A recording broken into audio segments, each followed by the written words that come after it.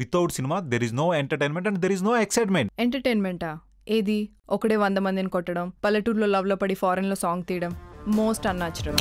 Hi, నా real లైఫ్లో అయిన experience which I used in the movie is దోచేలో ఒక సీన్ ఉంటుంది. యాక్చువల్లీ నాకు ఒక ఫ్రెండ్ ఉండేది, ఒక అమ్మాయి. షీ యూస్ టు స్మోక్ అనమాట.